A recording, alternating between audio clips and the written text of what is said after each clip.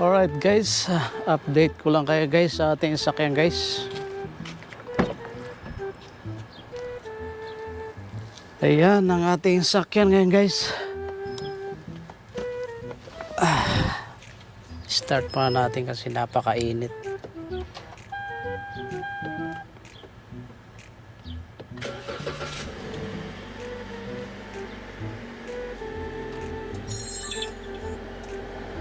Tayo ng aircon. Wow, init. So, ang temperature natin is 40 degrees Celsius. Ayan. Alright guys, update ko lang kayo guys sa ginawa nating ngayong linggo na to guys. Bali, ito pa rin yung ating armrest. Meron tayong minodify dito. Bali naglagay din tayo ng tissue paper dito guys. Ayan. Ayan yung ating armrest.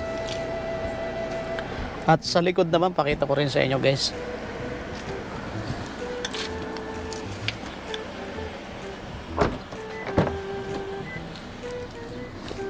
Alright, so ayan. Dito yung armrest natin. Bali nilagyan ko ng takip dito na carpet ito eh. Yan, ang purpose niyan para yung paa hindi ipasok doon sa loob. So total wala naman nagcha-charge dito eh ng cellphone. So yan, naglagay tayo rito ng armrest. Ay, ng armrest tuloy.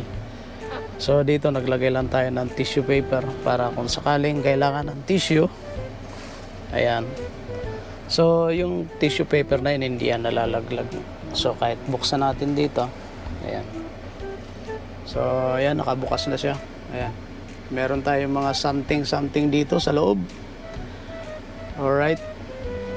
So hindi siya nalalaglag guys. So, bali ginawan ko ng paraan yan. Naglagay ako ng tornilyo rito.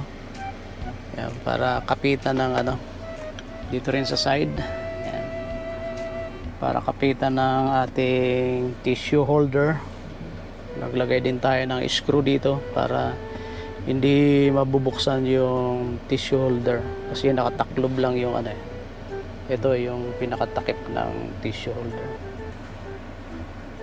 Alright, so yan yung mga ginawa natin dito guys sa ating sasakyan para magandang tingnan at malinis. So meron akong binago rito yung ating dashcam.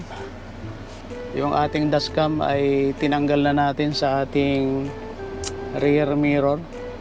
So nilagay ko doon sa harapan para magamit ko rin yung rear mirror. Maganda pa rin yung rear mirror kumpara sa dashcam So ayan siya guys.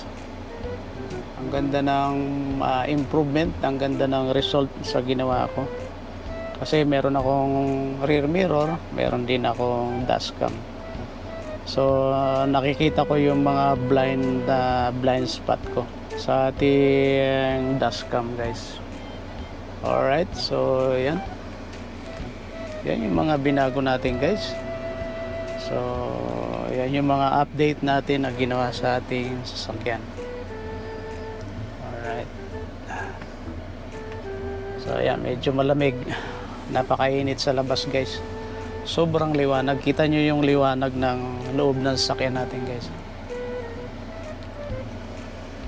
Dahil tirik na tirik ang araw. Bali alas pa naman 10:56. Pero ayan. Okay. Labas tayo.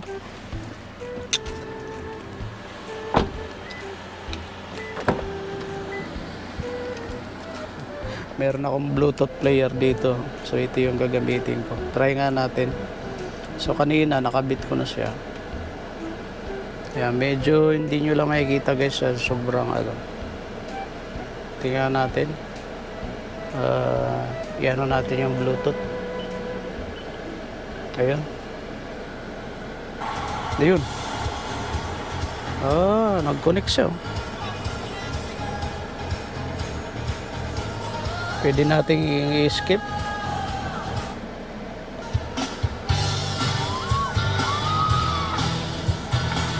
Next natin.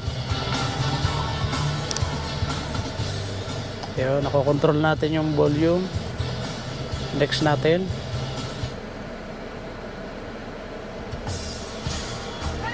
Yun, nag-next siya. Next ulit.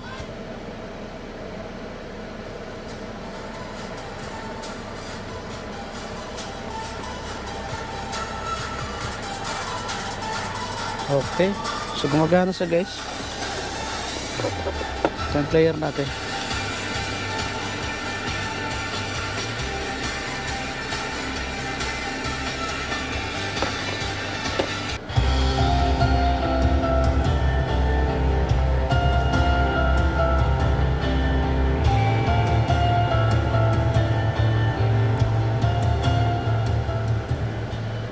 Alright. Alright guys, so yan, gumana yung ating MP3 player dito sa ating sasakyan. So, matagal pa siguro bago natin to i-update. Or, pag nagkapera, bilhan natin siya ng, ng head unit. Maraming head unit na nabibili sa, sa online. So, pwede natin tong palitan. So, abangan nyo yung guys. Panagkabit tayo.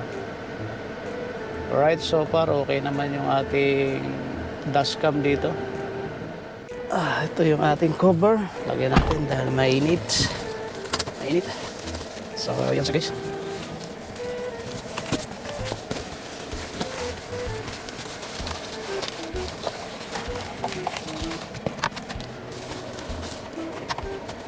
Alright. So, ayan, nakikabit na natin guys. Yan lang muna yung ating update sa ating sasakyan guys. So, sana nagustuhan nyo. So malaking tulong din na kapag merong dashcam kasi nakikita mo talaga yung blind spot ko. Yung dito sa gilid, nakikita ko. No, minsan hindi mo naman nakikita dito sa side mirror mo eh. Hindi rin nakikita eh. Pero kapag tumingin ka doon sa maliit, makikita mo siya. Pero kapag gabi na, hindi mo ganong aninag yan eh. Masyadong maliit eh. So dito mo sa dashcam makikita, no? Alright guys, so yun lang guys. Ito lang muna yung ating vlog. So at least meron tayong update sa ating sasakyan na gusto kong ipakita sa inyo. So yan yung dashcam. Mas maganda siyang nandito kumpara dito kasi malaking gamit din itong rear mirror eh. At saka yung ating armrest. Yan yung update ng ating armrest. Naglagay tayo ng tissue paper dito para kung sakaling gusto nila ng tissue paper, yan, meron tayo dito. So may bukasan tayo, o yan, hindi siya nahuhulog. Ayan. No? So meron tayong patungan kapag tayo'y nagda-drive. Okay, so i-off muna natin yung fan bago natin i-off yung ating sasakyan. Alright. Iyon. So ito yung ating, mas maganda yung tunog nito guys compare sa USB, yung USB na ikabit mo dito. Pero pag galing dito sa MP3 player, mas maganda yung tunog kasi meron tong rin equalizer. Alright, so thank you sa panonood. Mabuhay po kayo guys. God bless. Peace.